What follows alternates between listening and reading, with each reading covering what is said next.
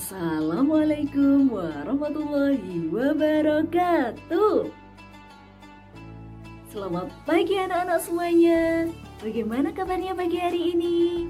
Jawabannya, alhamdulillah, luar biasa, bahagia. Semoga jawaban anak-anak menjadi doa ya, amin. Anak-anak, berjumpa kembali dengan Bu Guru dalam pelajaran Pendidikan Agama Islam dan Budi Pekerti kelas 3. Hari ini kita akan belajar tentang senangnya belajar surat An-Nasr. Oke anak-anak, yuk langsung saja. Sebelum kita lanjutkan pelajaran, kita buka terlebih dahulu dengan membaca basmalah. Baca basmalah. Bismillahirrahmanirrahim. Nah, semoga dengan bacaan basmalah tadi kita semuanya diberi kemudahan dan kelancaran oleh Allah Subhanahu wa taala dalam mempelajari surat An-Nasr. Amin. Baik, anak-anak, sebelum kita menghafal surat An-Nasr, Bu Guru akan mengajarkan satu buah tepuk. Namanya tepuk surat An-Nasr. Bagaimana caranya? Yuk, langsung saja. Nanti kalau Bu Guru, jadi tepuknya 3 kali ya, oke? Ikutin ya. Tepuk surat An-Nasr. An-Nasr artinya pertolongan. Jumlah ayatnya ada 3. Surat ke 110 turun di Kota Mekah. Golongannya Madaniyah. Prok prok prok prok prok. Alhamdulillah sudah bisa ternyata anak-anak. Untuk yang terakhir tepuknya 5 kali ya. Prok prok prok prok prok. Nah, silahkan anak-anak coba di rumah bersama adik, bersama ayah, atau bersama bunda, oke?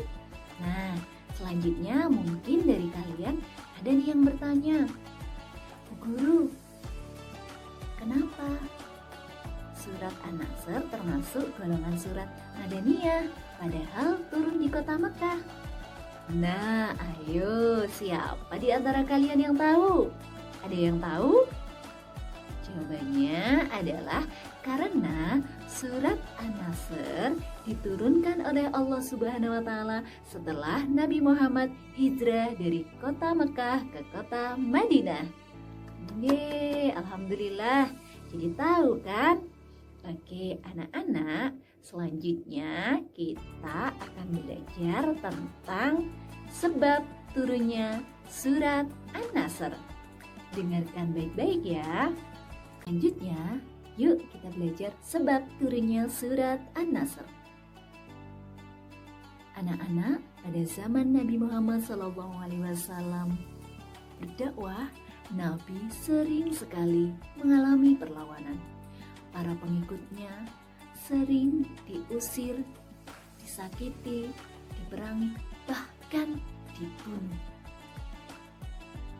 Nabi Muhammad SAW kemudian menenangkan para pengikutnya bahwa pertolongan Allah pasti akan datang. Maka setiap Nabi Muhammad SAW melaksanakan sholat, Nabi selalu berdoa kepada Allah agar Allah memberikan pertolongan dalam dakwahnya. Hal inilah yang membuat para pengikutnya tidak gentar menghadapi musuh-musuhnya, tidak takut menghadapi musuh-musuhnya, karena yakin pertolongan Allah pasti akan datang kepada orang-orang mukmin. Hal ini terbukti ketika terjadi perang Badar. Anak-anak, saat terjadi perang Badar, jumlah pasukan mukmin sangat sedikit, sedangkan jumlah pasukan musuh sangat besar, sangat banyak. Jika kita pikir, mana mungkin jumlah yang sedikit mampu mengalahkan jumlah yang banyak. Namun, tidak ada yang tidak mungkin bagi Allah. Jika Allah berkehendak memberikan pertolongan, maka pihak mukmin akan mendapatkan kemenangan. Dan pertolongan Allah itu datang saat terjadi perang Badar. Saat perang sedang berkecamuk, Allah menurunkan pertolongannya. Dan kemenangan ada di pihak kaum mukmin. Nah, anak-anak, jika kita yakin kepada Allah bahwa Allah akan memberikan pertolongan, maka insya Allah akan memberikan pertolongan kepada kita. Namun jika kita ragu-ragu, maka akan sulit untuk kita mendapatkan pertolongan dari Allah. Untuk itu, setiap kita melakukan aktivitas atau urusan kita, misalnya belajar, kita mohon pertolongan kepada Allah agar Allah memberikan kemudahan dalam belajar. Insya Allah ketika kita yakin pertolongan Allah, Allah akan memberikan kemudahan kepada kita saat kita belajar. Nah, anak-anak, selanjutnya surat ini turun terkait dengan dua hal. Yang pertama, surat ini mengabarkan tentang kemenangan dan orang-orang Arab akan masuk Islam dengan berbondong-bondong. Yang kedua, surat ini mengisyaratkan bahwa ajal Rasulullah SAW sudah dekat. Nah, anak-anak, itu tadi ya sebab turunnya surat An-Nasr. Anak-anak, berikutnya pesan surat An-Nasr.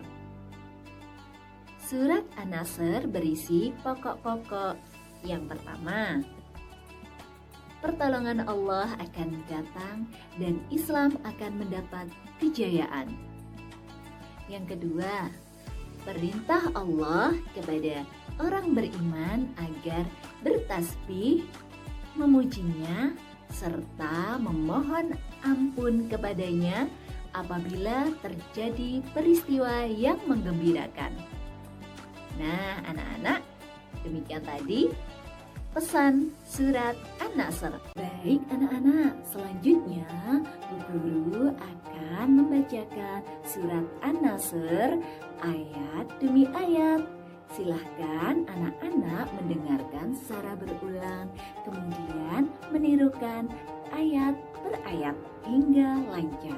Oke anak-anak, selamat mendengarkan ya. Ayat 1. Idza jaa nasrullahi wal fath. Artinya, apabila telah datang pertolongan Allah dan kemenangan. Selanjutnya ayat 2. Wa ra'aitan nasa yadkhuluna fi dinillahi afwaja. Artinya, dan kamu lihat manusia masuk agama Allah dengan berbondong-bondong. Selanjutnya ayat 3. Fasabbih bihamdi rabbika wastaghfir innahu kana tawwaba. Artinya, maka bertasbihlah dengan memuji Tuhanmu dan mohonlah ampun kepadanya. Sesungguhnya Dia adalah Maha Penerima Taubat. Alhamdulillah, kita sudah selesai belajar surat An-Nasr. Semoga Allah SWT memberikan pahala untuk kita semua. Amin. Anak-anak, mulai sekarang yuk kita banyak membaca dan mempelajari Al-Quran, karena di dalam Al-Quran terdapat keberkahan yang istimewa. Wah, apa itu keberkahan? Keberkahan adalah kebaikan yang bertambah. Semakin kita banyak membaca Al-Quran, maka kita akan mendapatkan semakin banyak lagi kebaikan.